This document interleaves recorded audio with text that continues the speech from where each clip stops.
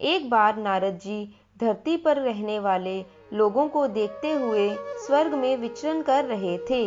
धरती पर रहने वाले लोगों के कर्मों को देखकर नारद जी के मन में कर्मों के फल और पापों के दंड को लेकर विचार आए।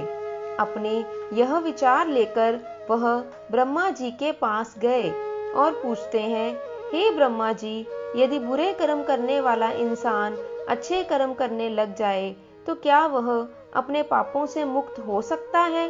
क्या वह अपने पापों से मिलने वाली सजा से बच सकता है? तब ब्रह्मा जी नारद जी के इन सवालों का जवाब देते हुए कहते हैं कि हाँ भी और नहीं भी। हाँ का मतलब यह है कि अगर इंसान दिल से अपने पापों का पश्चाताप करते हुए निस्वार्थ भाव से दान पुण्य, धर्म और भक्ति का रास्ता अपनाता है तो वह उस जन्म में अपने मिलने वाले पापों के दंड से मुक्त हो सकता है। किंतु कुछ पाप और अपराध ऐसे होते हैं जिनका दंड शारीरिक और मानसिक रूप से न सिर्फ इस जन्म में बल्कि आने वाले एक या कई जन्मों तक भोगना पड़ता है। ऐसे में अगर इंसान अपनी पूरी उम्र श्रद्धा और विश्वास से ईश्वर की भक्ति में और पुण्य कर्मों में लगा देता है तो वह अपने पापों से सदा के लिए मुक्त हो सकता है। पूरी श्रद्धा से की गई भगवान की भक्ति और निस्वार्थ भाव से किए गए दान पुण्य, धर्म और भक्ति में इतनी शक्ति होती है कि इंसान मोक्ष तक को प्राप्त कर सकता है। और नहीं का मतलब यह है कि अगर वो इंसान दान पुण्य, धर्म और भक्ति का रास्ता या कोई भी अच्छा कर्म निस्वार्थ भाव से न अपना करके स्वयं के किसी मकसद को पूरा करने के लिए या लालच से अपनाता है तो इसे दिखावा बोला जाता है। ऐसा करने से उसे उसके पापों से छुटकारा कभी नहीं मिल सकता। अपने पापों से वह कभी भी मुक्त नहीं हो सकता। इंसान के द्वारा किया गया घोर अपराध और पाप उसका अगले कई जन्मों तक पीछा नहीं छोड़ते हैं। ब्रह्मा जी नारद जी को इसी पर आधारित एक सच्ची कहानी सुनाते हैं कि एक गांव में एक सूद नाम का इंसान रहता था। वह गलत लोगों की संगत में आ जाने की वजह से डाकू बन गया था।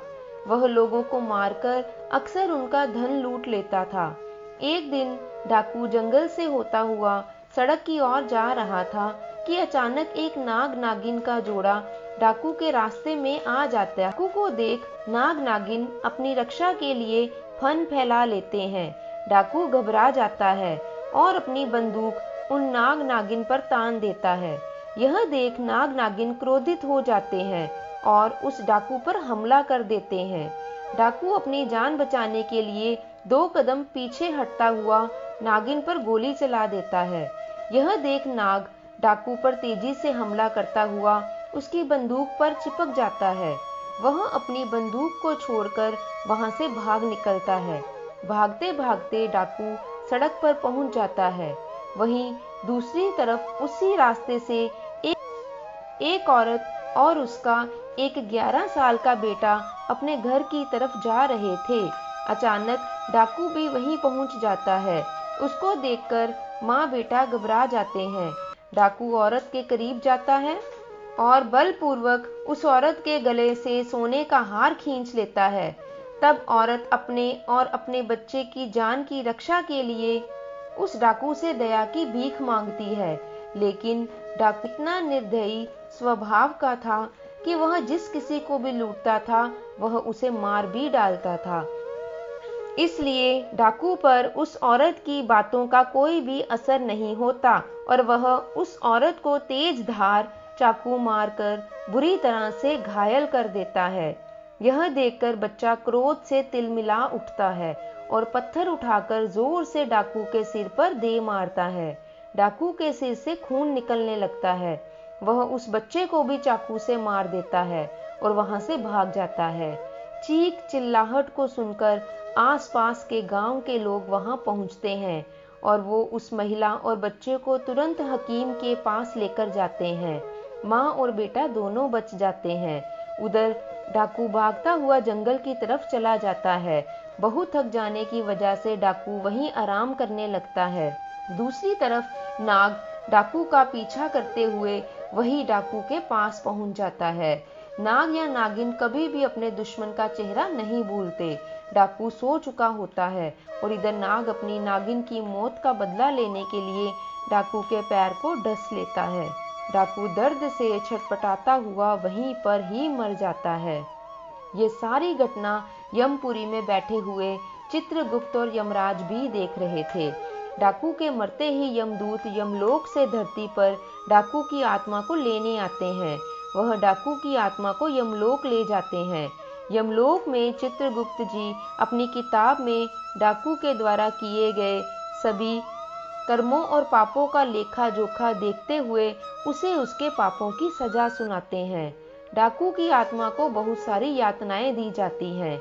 इसके बाद चित्रगुप्त जी डाकू की आत्मा को बोलते हैं कि जिस 11 साल के बच्चे को तुमने चाकू से मारा था, उस पाप की सजा भोगने के लिए तुम्हें फिर से धरती पर एक पंडित के घर जन्म लेना होगा। यहाँ तुम केवल 11 साल के लिए ही जीवित रहोगे। दूसरी तरफ एक गांव में एक पंडित रहता था जिसकी पत्नी को 10 साल से कोई भी संतान नहीं हुई थी। पंडित भगवान भोलेनाथ का बहुत ही बड़ा भक्त था। वह रोज भोले बाबा की पूरी श्रद्धा भाव से पूजा अर्चना किया करता था। वह गरीबों और साधु संतों को भोजन भी करवाता था। एक दिन भगवान शंकर पंडित की सच्ची भक्ति और पुण्य कर्मों से प्रसन्न होकर पंडित को दर्शन देते हैं। पंडित भगवान शंकर के दर्शन पाकर बहुत प्रसन्न होता है। भगवान शंकर कहते हैं, मैं तुम्हारी सच्ची भक्ति से बहुत प्रसन्न हूँ। बोलो मैं तुम्हें क्या वरदान दूँ। पंडित एक पुत्र की कामना करता है। भगवान शंकर तो अंतर्यामी है, उन्हें पहले से ही पता था कि पंडित क्या वरदान मांगेगा, इसलिए उन्होंने पंडित को पुत्र देने का वरदान देने के साथ ही यह भी बता दिया कि यह पुत्र केवल 11 साल तक ही जीवित रहेगा, उसके बाद उसकी मृत्यु हो जाएगी। यह जानने के बाद भी पंडित कुछ नहीं बोलता, क्योंकि उसे अपनी भक्ति पर पूरा विश्वास था कि भगवान अपने भक्त के साथ कभी भी अन्याय नहीं होने देते। बोलो शंकर महाराज की जय। भगवान शंकर पुत्र का वरदान देकर वहां से अदृश्य हो गए। कुछ समय बाद पंडित के घर पर पुत्र का जन्म होता है। इधर पंडित यह जानते हुए भी कि यह 11 साल से अधिक नहीं जिएगा, फिर भी प्रसन्न रहता है। यह बात पंडित अपने घर में किसी और को नहीं बताता।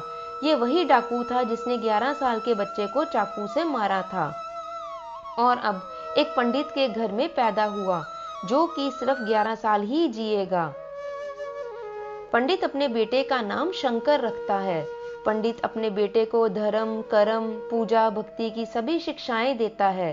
देखते ही देखते दिन बीतते गए।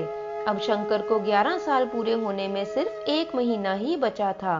पंडित शंकर के मामा को तुरंत घर बुलवाते हैं और खूब सारा धन देकर काशी जाने के लिए कहते हैं।